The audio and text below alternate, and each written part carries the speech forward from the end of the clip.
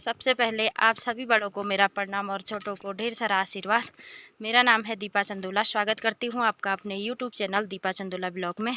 तो मेरी ब्लॉग की शुरुआत हो गई है अभी सुबह के 10 बजे से और हमारा वही रूटीन शुरू हो गया है जंगल जाने का। तो आज जंगल हम घास काटने नहीं, हम बाँझ काटने के लिए जाने वाले हैं, क्योंकि घास काटना आज हो नहीं रखा है। यहाँ पर कल रात बारिश हुई थी तो घास में ओस पड़ी हुई है। तो आप देख सकते हैं आज बारिश के बाद चारों तरफ का नज़ारा।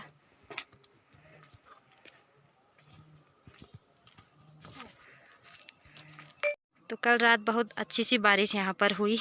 तो बारिश होने के बाद कुछ इस तरह से हो रखा है यहाँ का नज़ारा। और हम जा रहे हैं जंगल, आगे से जा रही है हमारी बहू। और यहाँ पर दीदी जी पहुँच गई है जंगल में।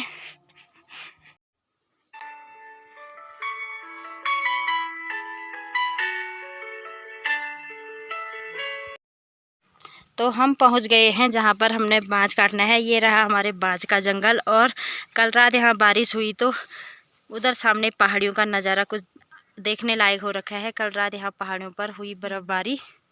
तो आप देख सकते हैं बुग्याल में बर्फ़ गिर गई है और हमारे गांव में अभी तक बर्फ़ नहीं गिरी है। हो गई है हमारी तैयारी।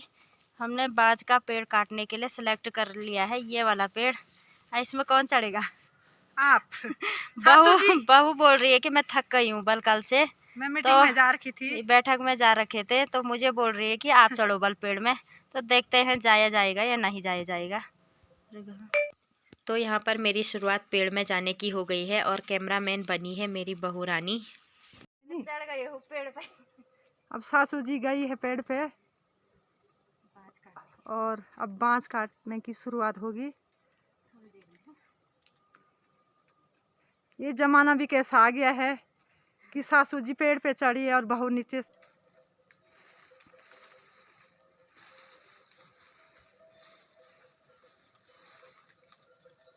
अब पहुंच चुके हैं पेड़ पे।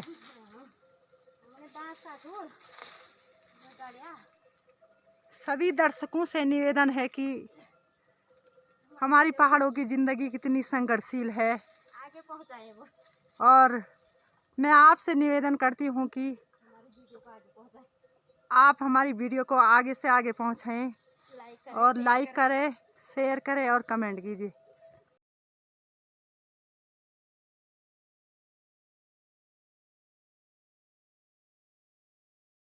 मेरे उत्तराखंड में बादलों के ओढ़नी वादियां गीत सुनाए मीठे मीठे मेरे उत्तराखंड में। अरे पिजोरे मेरे पहाड़ को, अरे पिजोरे मेरे पहाड़ को, ठंडो पानी ठंडो पानी ठंडो पानी ठंडो। तो फिर दोस्तों मैं यहाँ पर बाँझ काटने लग गई हूँ। तो आप देख सकते हैं हमारे पहाड़ों की इतनी मेहनत भरी ज़िंदगी। तो गाय भैंसों को पालने के लिए हमें किस हद तक जाना पड़ता है। जब बारिश होती है तो बाँझ के पेड़ों में हमको जाना पड़ता है, जब बारिश नहीं रहती है तब हम घास भी काटते हैं। तो आप देख सकते हैं, क्योंकि गाय भैंसों को पालना और दूध पीना आसान नहीं होता है, उनके लिए ज़िंदगी कुर्बान भी करनी पड़ती है। तो ये है हमारी मेहनत भरी ज़िंदगी। इसके साथ साथ मैं आपको हर तरह की वीडियो दिखाने की कोशिश करती हूँ, अपनी लाइफ स्टाइल वीडियो दिखाती हूँ। तो उम्मीद करती हूँ कि आपको हमारी मेहनत अच्छी लगती होगी और आप मुझे ज़रूर सपोर्ट करेंगे और मेरे चैनल को आगे पहुँचाने के लिए आप इसमें अपनी अहम भूमिका निभाएंगे।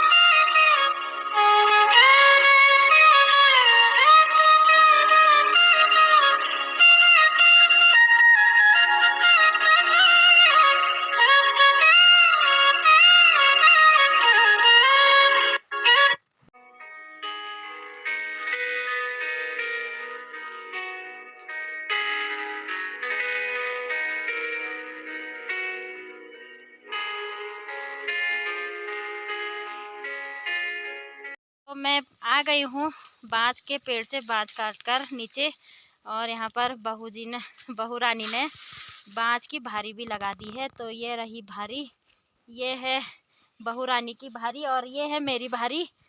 तो जब हम साथ में जाते हैं तो यही फ़ायदा होता है, एक जना पेड़ में बाँज काटता है और एक भारी लगाता है, तो घर जाने में देर भी नहीं होती है। तो अब जाएंगे हम घर की ओर, और हो गया है हमारा बाँज। तो गाय भैंसों के लिए हमें कठिन परिस्थितियों का सामना करना पड़ता है। हमारी पहाड़ की महिलाओं का यही जीवन है। तो मिलते हैं आपको घर में पहुंचने के बाद। बाँज की भारी कुछ इस तरह से लगा रही है हमारी बहू रानी, कुछ इधर उधर बराबर में इकट्ठा करके कुछ इस तरह से लगाई जाती है भारी। दोनों साइड की टहनियों को एक साथ इकट्ठा करना पड़ता है। तो ऐसे रखते हैं फिर रस्सी में। तो इस तरह ये है तरीका। एक और है, एक अंगवाई और बना रखी है। तो फिर दोस्तों पहुंच गई हूँ मैं बाँज की भारी लेकर घर पे। तो यहाँ पर रख दी मैंने बाँज की भारी, और अब बांधूंगी मैं अपनी गाय भैंसों को बाहर, क्योंकि अभी धूप लगी हुई है और आसमान में आप देख सकते हैं बादल भी हो रखे हैं।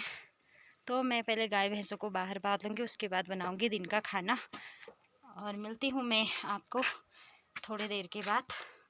अभी मिलती हूँ आपको थोड़ी देर के बाद। पहुँच गए हैं बाँज की भारी लेकर आधे रास्ते तक। यहाँ पर दीदी जी हैं, वो ला रही हैं अपने भैंस के लिए हरी घास, और हम पहुँच गए हैं आधे रास्ते में। आपको मिलती है। बहुत भारी हो रही है। कैसे हो रही भारी? बहुत भारी हो रही, पसीना छूट गए बस इनके। तो मिलते हैं आपको थोड़ी देर में घर पहुंचने के बाद। तो फिर दोस्तों पहुंच गई हूं मैं बाँज की भारी लेकर घर पे। तो यहाँ पर रख दी मैंने बाँज की भारी, और अब बांधूंगी मैं अपनी गाय भैंसों को बाहर, क्योंकि अभी धूप लगी हुई है और आसमान में आप देख सकते हैं बादल भी हो रखे हैं।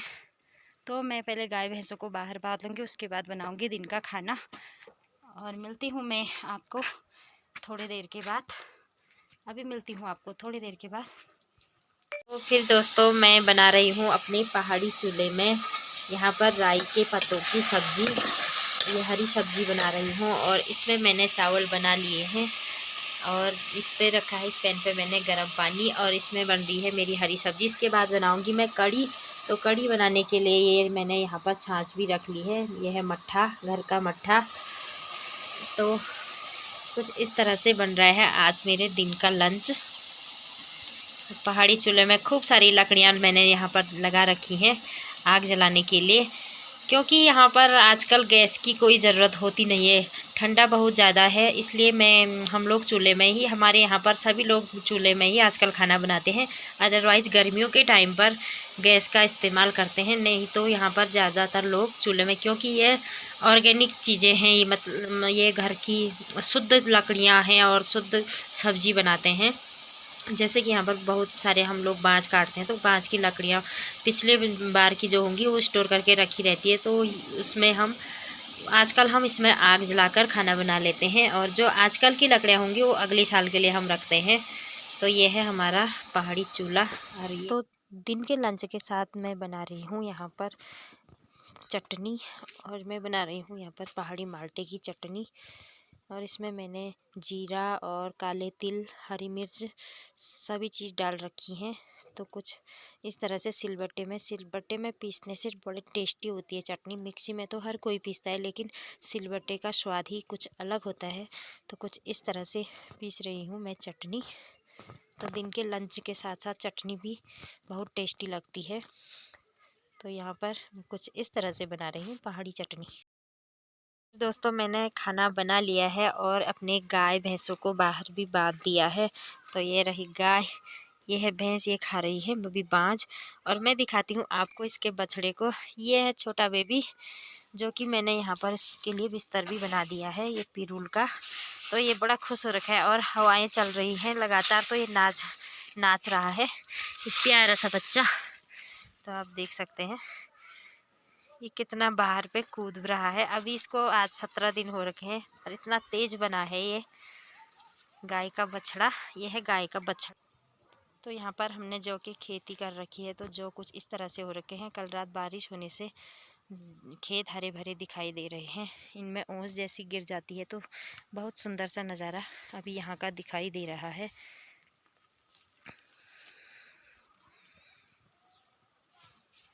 तो इन लकड़ियों को रखूँगी मैं अभी अंदर। यहाँ पर हमने लकड़ियाँ स्टोर करके जो रखी हैं। जैसे यहाँ पर शाम का टाइम होता है तो सबके गाय भैंस अंदर बांधे जाते हैं। मैंने अभी बाहर पर ही अपनी गाय भैंस रखे हैं, अब बांधूंगी मैं इनको अंदर। और आसमान में देखिए फिर रात को बारिश होने की तैयारी शुरू हो चुकी है।